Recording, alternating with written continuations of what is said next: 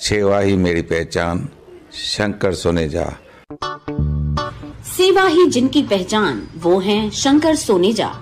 Free Malegaon का काढ़ा, free जोड़ों के दर्द का तेल, फ्री नसों के दर्द से छुटकारा पाने की पीने की दवा। सेवा का लाभ उठाइए, सदैव आपकी सेवा के लिए हाजिर रहते हैं शंकर सोनेजा।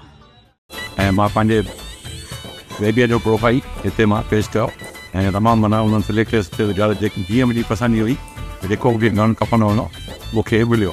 मां ॾाढो हिन रिश्तो.com मां जाम ख़ुशि आहियां। मूंखे काई बि कंहिं बि ॻाल्हि जी काउंसलिंग घुरे। रिश्तो.com सिंधियुनि जो सिंधियुनि सां ऑनलाइन सिंधी मैट्रिमोनी। नमस्कार, मैं राजेश दलवानी, आप देख रहे हैं उल्लास लाइन बुलेटिन। इन तस्वीरों में आप देख सकते हैं कि कैसे एक घर में तोड़फोड़ की गई है।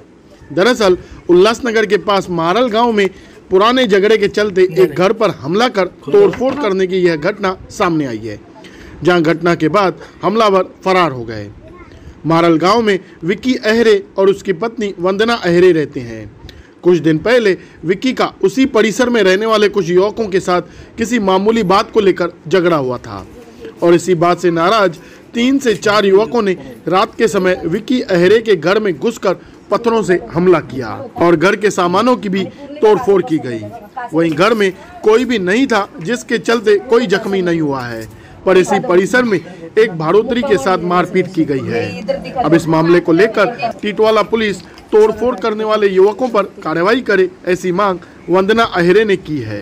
ब्यूरो रिपोर्ट, महेश रोकड़े, उल्लास लाइन बुलेटिन, उल्लासनगर। उनको कहाँ पे लगा है, कहाँ पे वो दिखा दो, बस मुक्का मार दिया। ये इधर दिखा दो, ये बघा घाटी, त्याच्या पोटावरती घाटी आहे।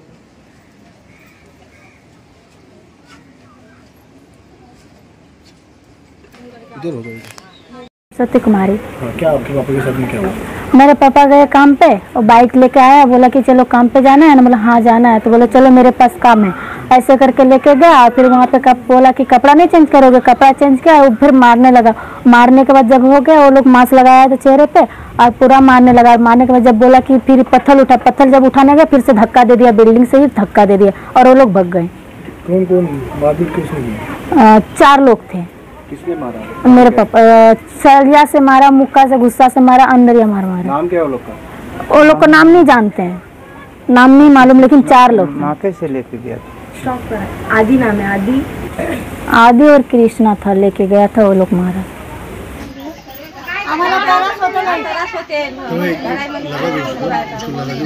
जेव्हापासून विकी भाई गेलाय ना, तेव्हापासून मारामारी लय होऊ राहिली। आम्हाला त्रास आहे, त्रास आहे आम्हाला, आम्ही बायकाच असतो सगळे। आता आम्ही आजूबाजूला राहायचो तर घाबरूनच राहायचो ना आम्हाला। मग माझा बी लहान लेकरू आहे, दोघंच मारले तर आमचे पण लेकरू आहे। माझं नाव वंदना विक्की आहिरे आहे। मी ॲक्च्युली माळगावमध्ये राहते। मी विक्कीची दुसरी सेकंड वाईफ आहे आणि आमचं काहीच दुश्मनी कोणासोबत नव्हती। पहिली गोष्ट का माझ्या नवऱ्याला फसवलेलं गेलेलं आहे, माझ्या नवऱ्याला फसवलं आणि रात्री माझ्या नवऱ्याला पोलिसांनी बोलवलं की आबा ये तुला चौकीमध्ये काम आहे, तर माझ्या नवरा त्या निमित्ताने गेला आणि माझ्या नवऱ्याची तिथे अटक करून गेले। 399 ची केस माझ्या नवऱ्यावरती दाखल केलेली, ठीक आहे। माझ्या नवऱ्याला जमा केलं, माझ्या नवऱ्याला बोलतो तुम्ही चोरी केली, हे केलं। आम्ही त्यांना विचारलं की तुमच्याकडे काय सबूत आहे, आम्हाला दाखवा ना। चोरी जर केली असेल तर माणसाला निशाण तरी माहिती पडतं की बाबा हागाळ्यातून चेन चोरी केली, काय चोरी केली, त्याचं निशाण तर असेल ना। तो बोलतात काय नाही, तुझा नवरा पहिल्यापासून चोर आहे, तुझा नवरा गुंडा आहे। मान्य करते माझा नवरा गुंडा आहे, पण माझा नवरा चोरी नाही करत ना। आता 2 वर्षापासून तो सुधारलेला आहे, तो सुधारलेला हे लोक जाणीबुजीने त्याला हे करतात ते। मग त्याच्यावरती केस का दाखल केली? माझं हेच कर्तव्य की बाबा त्यांनी काही नसेल करून पण त्याच्यावर जबरदस्ती ही केस दाखल केलेली। परवाच्या रात्री जसं त्याला जमा केलं, मी घरामध्ये एकटीच होते। माझ्या घरामध्ये तो माझ्या बच्चूला मारलं, मला मारलं, माझं पूर्ण हात सुजलेला आहे। कोणी मारहाण बंड्या आणि यांनी अशोकनी। कारण म्हणजे एवढंच आहे की तुझा नवरा आमच्यापाशी येत नाही, आमच्या संग बोलत नाही। माझ्या नवऱ्याला कारण मी सुधारायचा प्रयत्न केला ना, माझ्या नवऱ्याला कोणामध्ये जाऊ द्यायचंच नाहीये।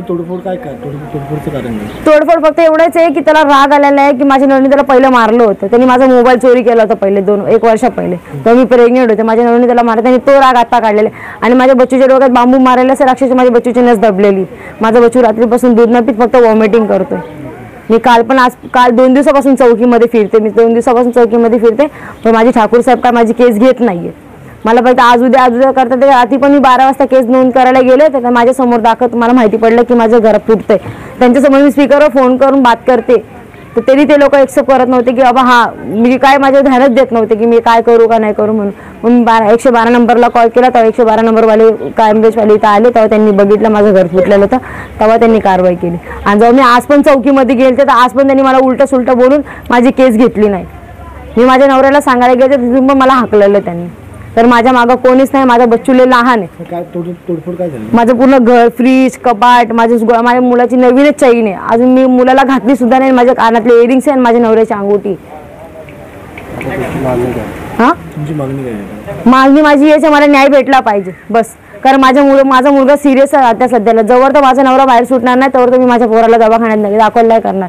भले मी जरी मेले तरी चालेल या माझा मुलगा जरी मेला तरी चालेल पण मी दवाखान्यात दाखवणार नाही.